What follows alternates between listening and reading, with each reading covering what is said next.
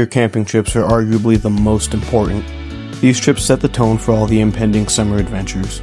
Come with us to Moab as we take the opportunity to test out gear and refresh skills that may have been lost riding out the long winter indoors. No. What? Don't point at me. First camping trip of the year, how do you feel? I'm excited. Sophie, first camping trip of the year, how do you feel? No? Where are we going? Are we going camping? Yeah. Yeah, we are.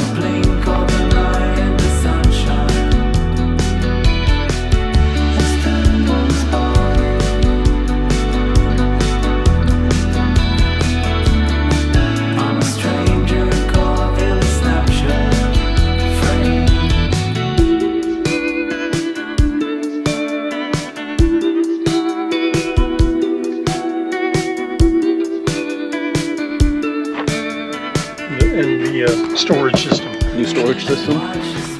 I keep saying it in the videos, but we are going to do a walk around of my dad's setup soon.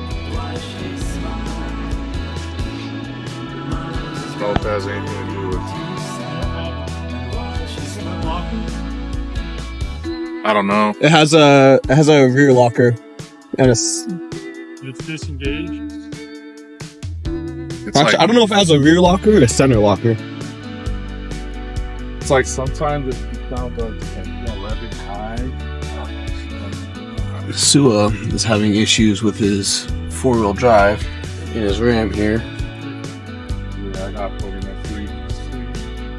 I wish I knew sooner. I would have done it around here. What's this switch for?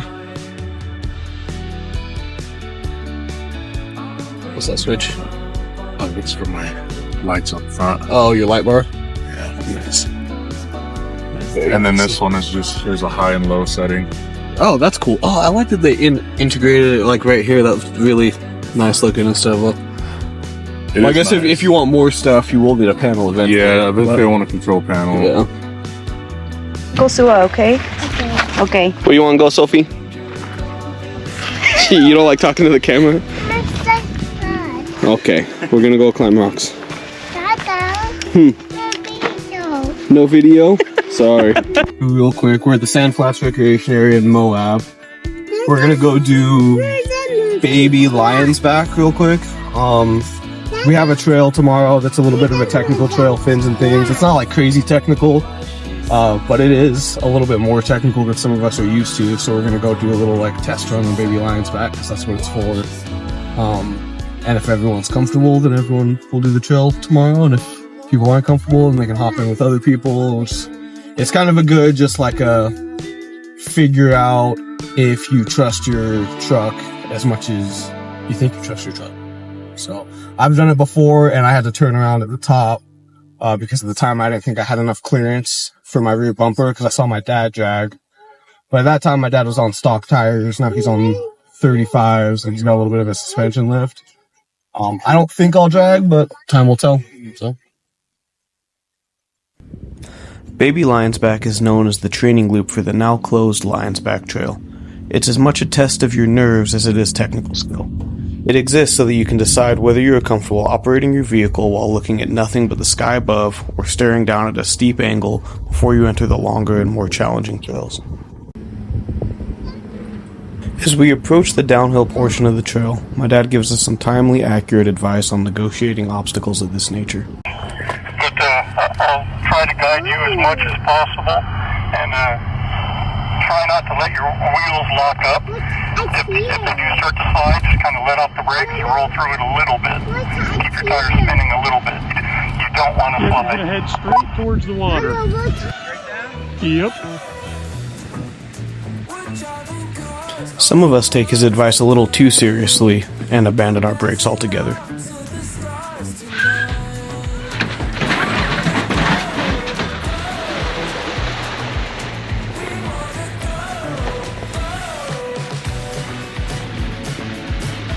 And that is why we practice. What you really want on obstacles like this is a slow, consistent, and extremely controlled descent. All of us are a little out of practice, but by the end of tomorrow's trail, we will all have this skill honed in. Driver, come driver, come driver. There you go.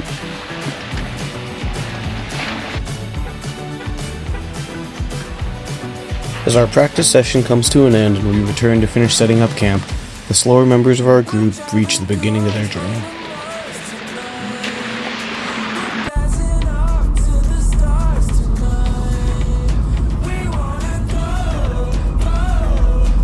How do we do this? Are we supposed to be talking? Yeah. About what? Well, I just gotta give like an update. Oh. Okay. Yo, what's going on? It's like 5:11 right now. Just leaving Salt Lake City. Got some heinous traffic sitting here, you know. Gonna meet up with Cole and Sua and all of them down in Moab. Get there in about 4 hours or so, so it's gonna be a good time. I got Judy here with me. You know, Hello. Primo. And yeah, we'll give an update when we get there. Meanwhile, the rest of us take some time to explore our home for the weekend and set up camp. Look, you see camp? Yeah. Go back down. Yeah. Ready? On your butt? Yeah. You don't need to use your butt. You can just walk.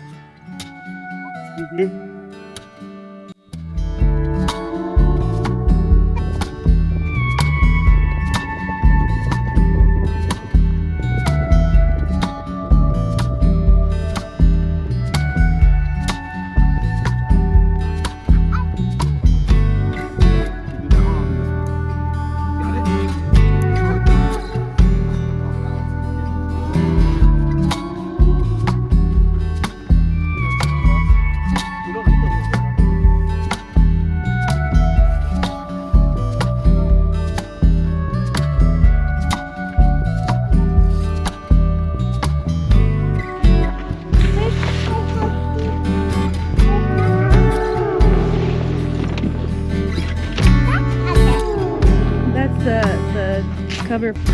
As I finish setting up the tent, Sophie has some home improvement ideas of her own. Ooh. That's a big one. That was a big one. Another. You want to find another one? I have them. It's when digging. You have to dig.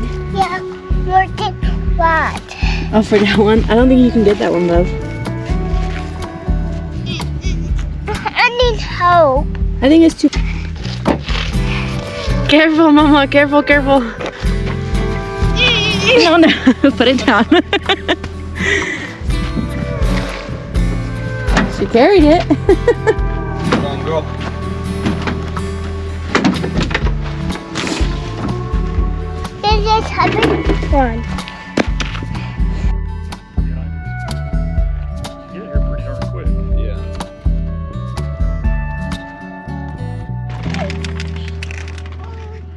Should I drop one?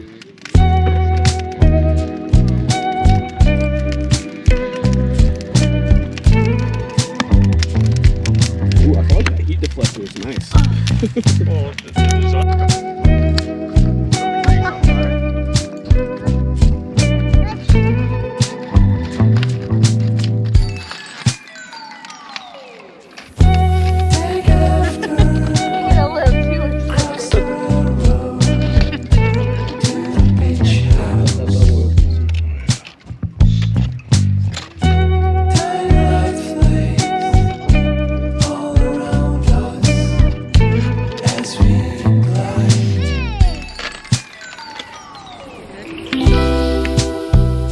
With camp set up and food consumed, we explore a new piece of equipment my dad has brought along.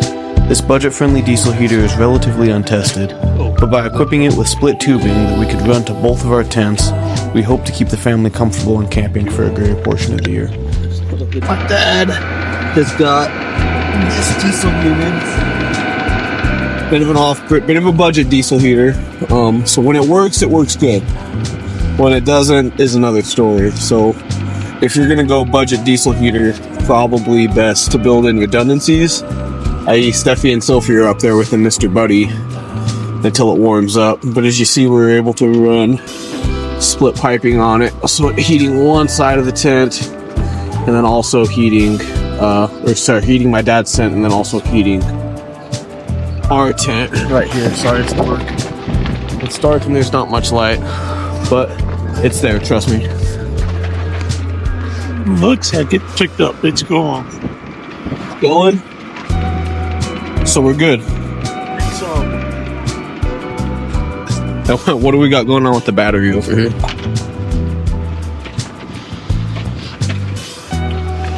So for some reason, the budget diesel heater doesn't want to run on the 12 volt here, which is his auxiliary battery.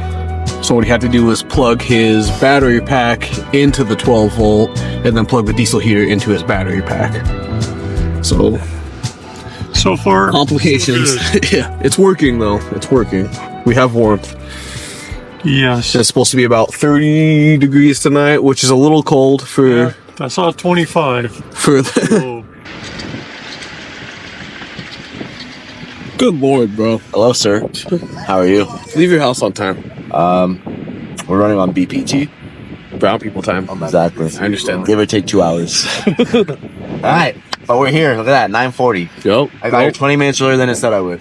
With the group finally together, we cut filming for the night so we can enjoy each other's company and mentally prepare for the busy day ahead. And after a well-rested night, we go through our morning ritual of having a fire, eating breakfast, and plotting out the day's activities. Got a camping breakfast staple. Corned beef and hash. Corned beef hash and eggs.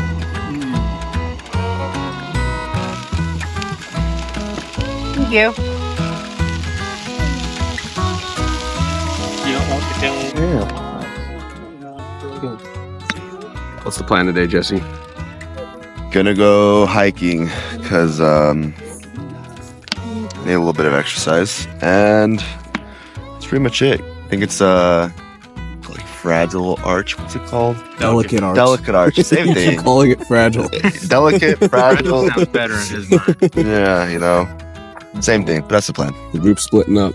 Yeah. We're gonna fins and things today. We are down to myself, my dad, Jake and Gina.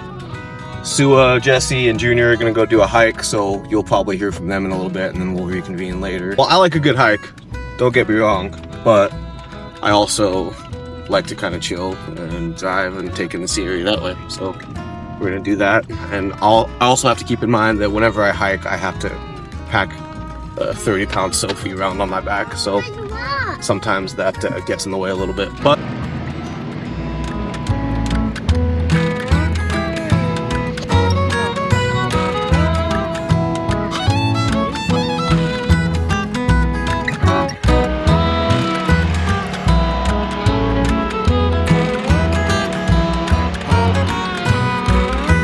good trail etiquette. If you see a large group of people who are clearly going to be moving faster than you because their vehicles are much more capable, probably just let them by. Oh, wait.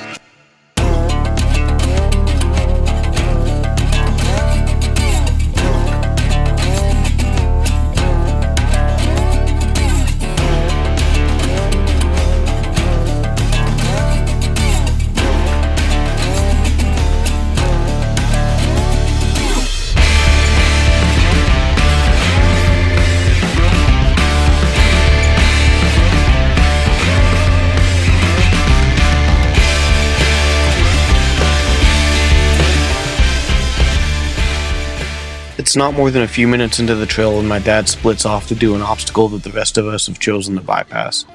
Soon after that, we're given our first reminder of why testing your equipment on these early season trips is so important. Serious? You contemplating those life choices again?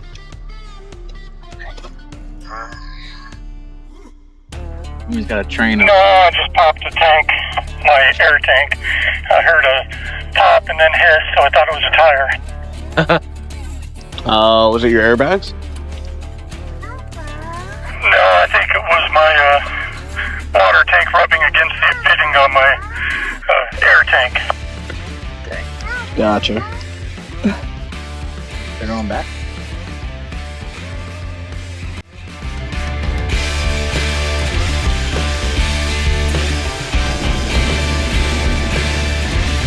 Yeah, that's the line.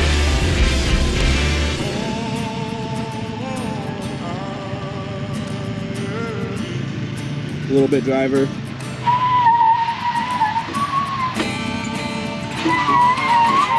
Yep, you're good. That's the line. Might dig a little. Nope, you're good. There you go. Okay, go straight. Driver, a little bit. Okay.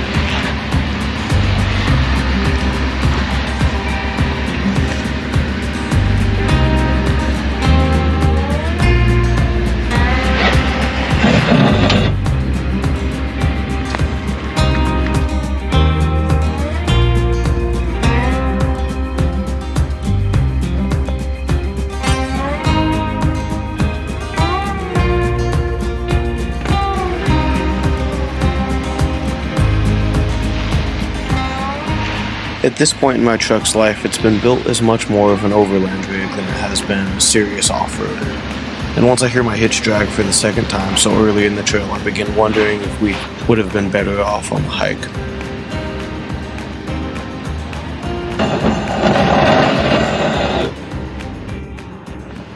Yo, Jesse here. We're about to take off and go hit Arches, the delicate arch right now. Cole and Jake and his dad, they split up because they want to go on a trail ride. I feel like, you know, being a healthy individual today for once and going on a hike. And yeah, I got Sua over here and Junior chilling. So we're gonna see how this hike goes. As you see, we're in line to get into Arches National Park. And that's the thing about life. You always gotta wait. Some bullshit. But once we get in there, gonna hit this hike. Should be a good time. It's actually not too packed. Probably been in line for like 20 minutes right now. 15? Yeah. 25? And we're probably another 20 minutes to get inside, so we'll be in there pretty soon. Any trail damage? Nah, just a hitch. We're chilling. What did you hit? My hitch. Oh. Yeah. Touch the hitch. As we pause to assess any potential trail damage, Jesse and the guys make their way into the park after a nearly 45-minute wait.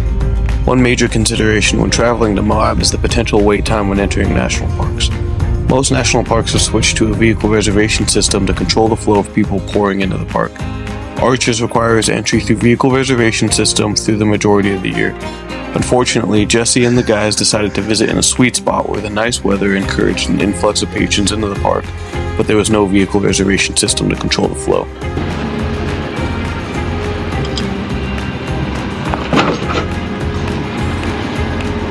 On the other hand, as me and Jake continue to slam our vehicles into rocks, a 45-minute wait doesn't sound too bad.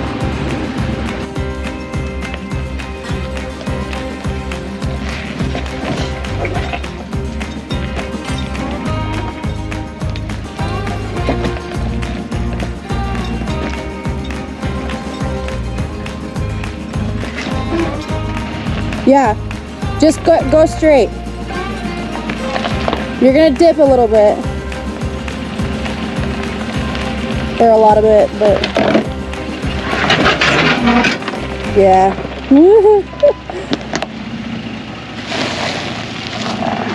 Careful.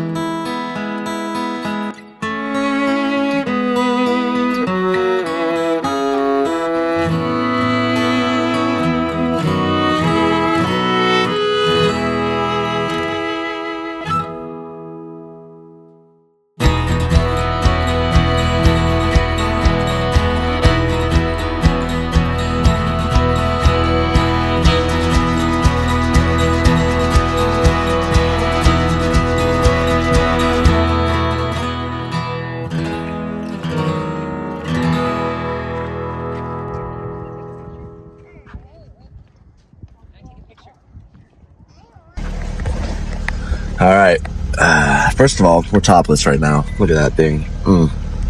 Gotta love it. What's it? We just got done with the hike. That was about what? 3 hours? 3.5. 3.5? Yeah, we did a lot of bullshitting up there. Run around places we weren't really supposed to go, I think. But it was fun. It was a good time. And now we're about to go grab some food and then meet up with Cole.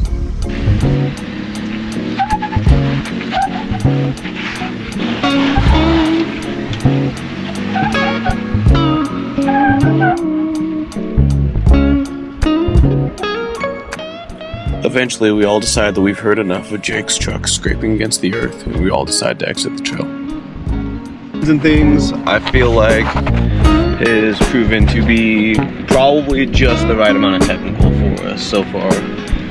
Especially like Jake's kind of is still on stock tires because he's too cheap to replace them. And I think it's just like the right amount. Like a couple of us are hitting here and there, but it's definitely a good like refresher on some of your off-road skills that you maybe kind of let go by the wayside sometimes.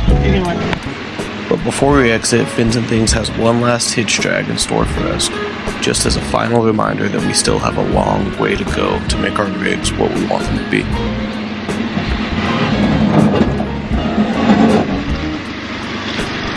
I think that's like right up to the line of where we're comfortable taking our daily drivers. Yeah. That's like pushing it to the yeah. No, I saw the exit. Well, I saw him past the first exit. I was like, I kind of wanted to get off. And then we got to the next exit. I was like, oh, cool, finally. The next exit. So you drop one. Yeah. It's like you have to buy your way out. Yeah. Not gonna be easy. Yeah. After quickly airing up, we opt for a well-earned sit-down dinner at Moab Brewery instead of having to cook back at camp.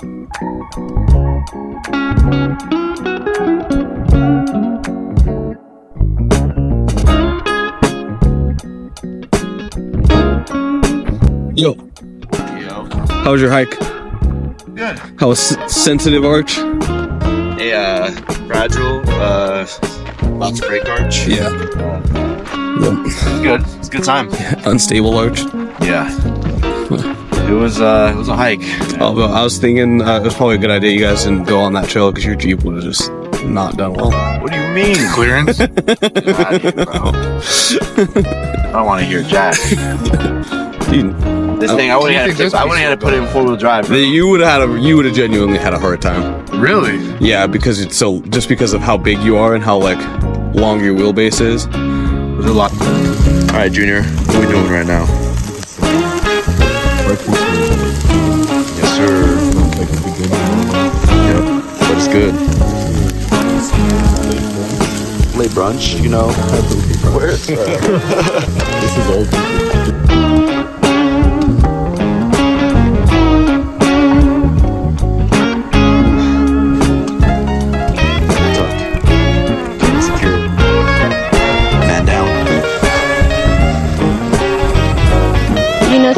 What's the verdict on the dinner breakfast burritos? Good potatoes. Well earned. I'd say like give it an 8 out of 10. 8 out of 10? That's pretty good. That was pretty good.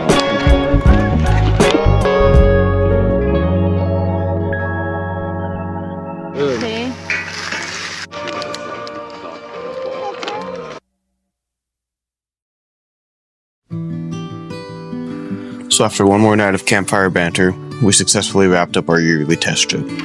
Remember, it could be a deficiency in the placement of your air tank, the need for more ground clearance, or the stuck tent zipper that happened in the middle of this time lapse that I was too frustrated to film.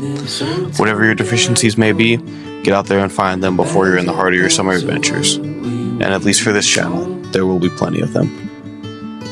There's no point in delaying what we both already know. Escape this time with me.